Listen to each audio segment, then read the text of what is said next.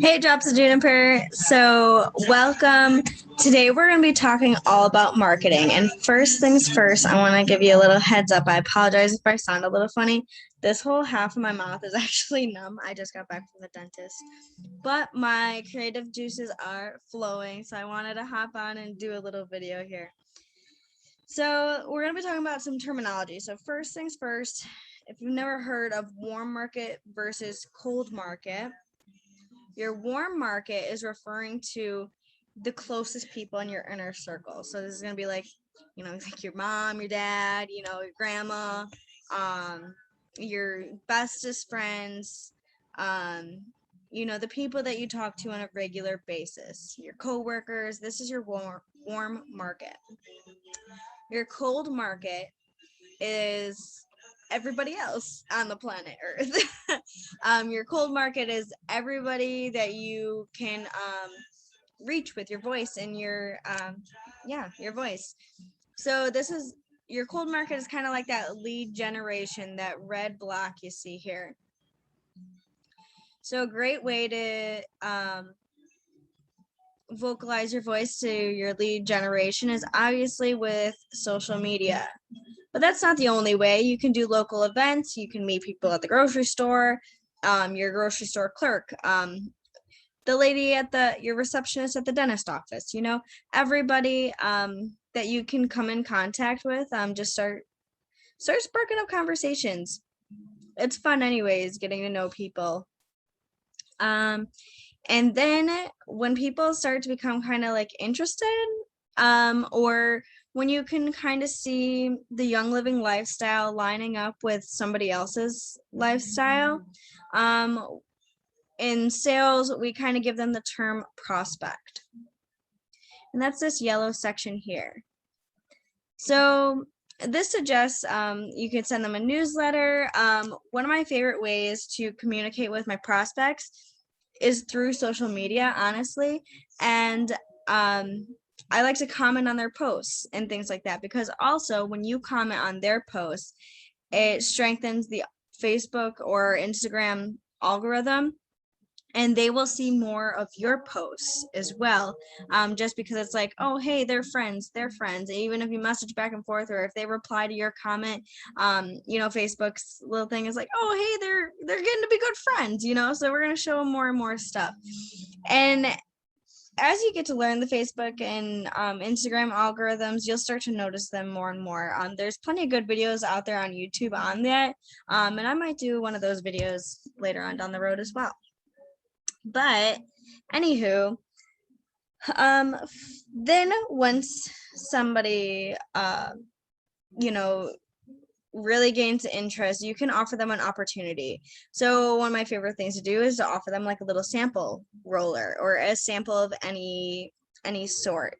You can offer to set them up with a 3 to 6 month wellness plan for free. This is when you could sit down and have a play date with them. If you've got kids, you can go to the coffee shop just to discuss business a little bit further, kind of hear more about what their needs are and how you can help them. And then, of course, then becomes the action, and then that's when they become the client. Once, of course, in this opportunity stage, I really love to give them that first opportunity with essential oils. And that's why roller samples are great. I do the 5 milliliters, not the 10 milliliters, because the 10 milliliters, they last forever, honestly, maybe even too long. So the 5 milliliters are great. It's at least a month's supply. So that way they can really test out that oil, get that first experience with the oil or with whatever product that they're needing. And then after that first experience, that's when they fall in love, and then that's when they become a client. So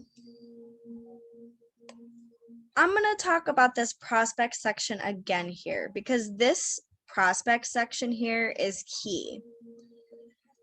You need to be able to decipher your entire cold market, with the people who are actually prospects. Otherwise, you're wasting your energy on a lot of people when some of those people really could give two shits.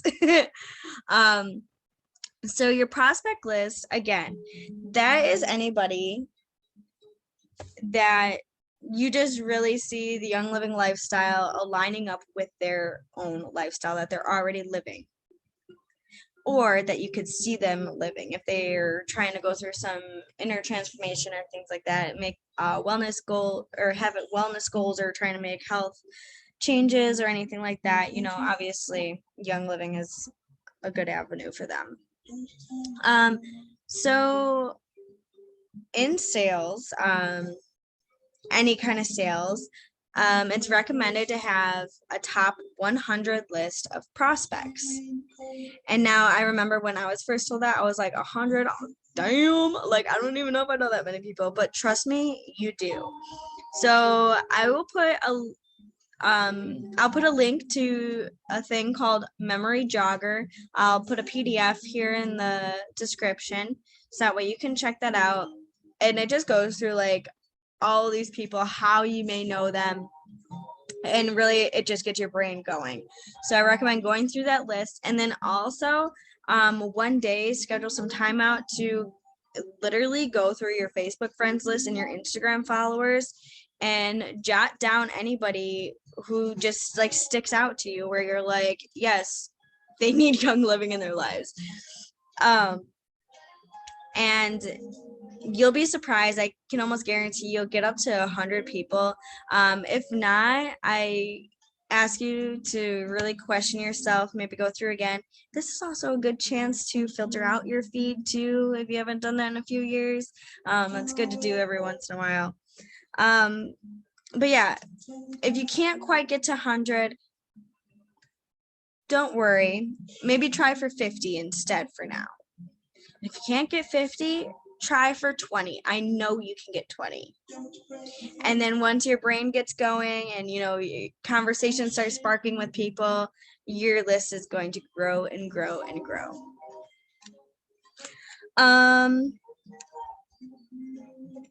Another thing I wanted to talk about while we're on the subject of marketing is ethical marketing and sales practices.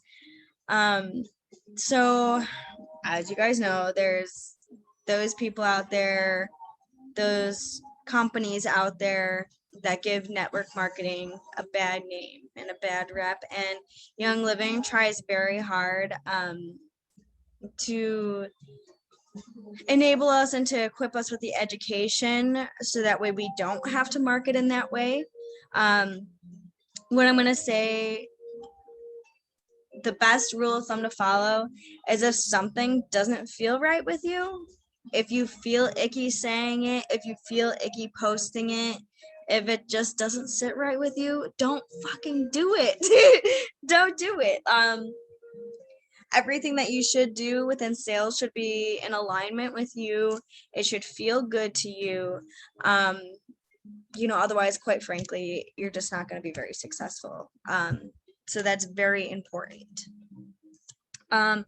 So here are some things that I wanted to mention. No hey girl messages. Instead, try maybe, oh, I saw this, funny meme or whatever, and it reminded me of you. Or I saw, this beautiful flower and it reminded me of you. So I a picture of the flower. Even just a simple, hey, I've been thinking of you lately. How you been doing? Way better. Also, you never message somebody about a sale or ask them to buy right away. That just feels a little bit wrong. You always kind of want to like place yourself in the other person's shoes as well. Like if you just randomly got a message out of the blue, and I'm sure many of you have gotten those random messages out of the blue, and you don't respond, you don't even read it. I mean, like you just swipe over and you just feel kind of annoyed.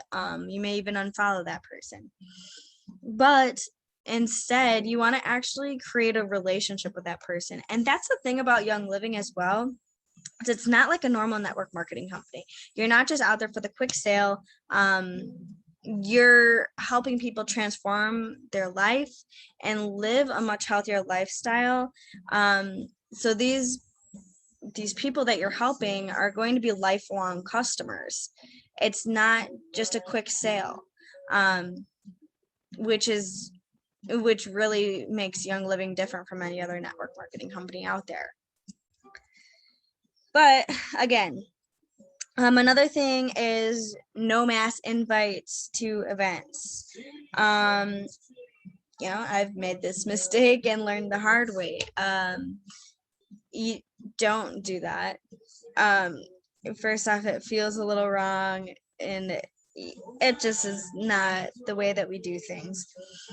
So instead, if you're having an event and you have it on Facebook, instead of just like mass inviting people, try to send a little personalized message, and you can actually send the invite through Messenger as well.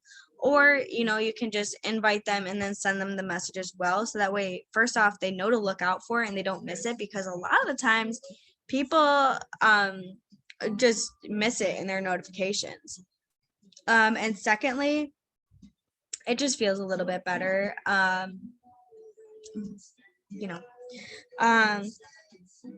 Another thing is, do not flood your social media feed with Young Living. People, I see this all the time, and I don't want to bash on other people, guys. I really don't, because a lot of times, like I've made some of these mistakes myself, but it's all about learning from the mistakes, and that's why I want to teach you guys not to make the same mistakes. And again, always go back to that rule of thumb that I said at the beginning here. If it feels icky, if it feels wrong, don't do it. Only do what feels good to you. But so I see a lot of times when people join with a company, and the company obviously gives them a copy and paste message to post on their social media. Hey, so I signed up with this and this, and I'm doing, so and so, buy this, or whatever they got to say, and then it seems like, after their posts, that's all you see that they post is, I'm not even gonna give examples because you guys know. So a good rule of thumb is to post about Young Living no more than once a week, or to post about Young Living every 5 times you post about something. And that's not every 5 memes you post. That's every 5 times you make a genuine post. With that said in mind, though, or do keep in mind that on average, people do need to see something or hear something about 7 to 10 times in order for it to stick. So this is not a get-rich-quick scheme, and anybody who claims for that to be is just, that's not something that you want to go for. This is going in for the long game. So, just keep planting those seeds. The thing is finding the balance, because you want people to know that they can buy from you, but you also don't want to annoy them to the point where they unfollow you. So again, it's finding the balance within yourself, the people in your life, but yeah, so just try not to post crazy much, but also follow your own intuition and things like that as well. Okay, and so we were talking about posting once every 5 times. So I know when I was told that rule of thumb at the beginning, I was like, what else do I post about? So there's this exercise actually that you all should do. So with Young Living, you need to create your own personal brand, because people could buy Young Living from anyone. They can buy Young Living from just the website. So what sets you apart from everybody else? Why are they going to buy from you and not Joe Schmo down the street? People buy you, not the product at first. People don't need to believe in the product in order to buy. People need to believe that you believe in the product in order to buy. I'll say that again because that is very important. People do not need to believe in the product in order to buy. People need to believe that you believe in the product in order to buy. So,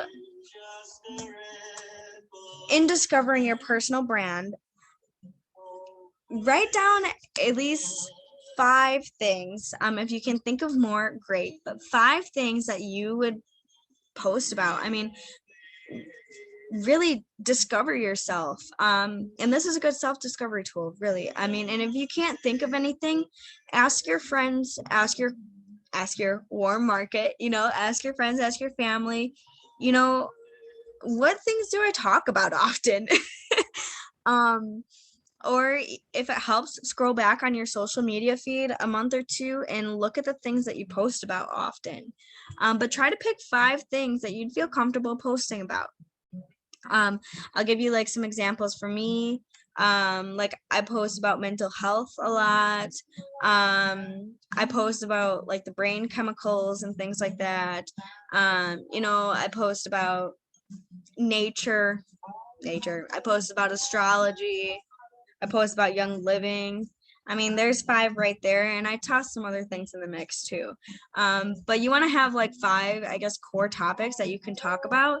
So that way when like you do want to post about young living, you know what other things you can post in the meantime. So that way it's not always young living, young living, young living. So you want to really just develop that personal brand, and that personal brand is going to follow you anywhere you go in life with whatever you do in life. So it's really been a great experience for me to start developing my personal brand. I've discovered a lot about myself, what I believe in, my values, and voicing those values is just a really freeing feeling, I guess. But anyhow, I hope you guys got some benefit from this. And as always, stay groovy, my friends.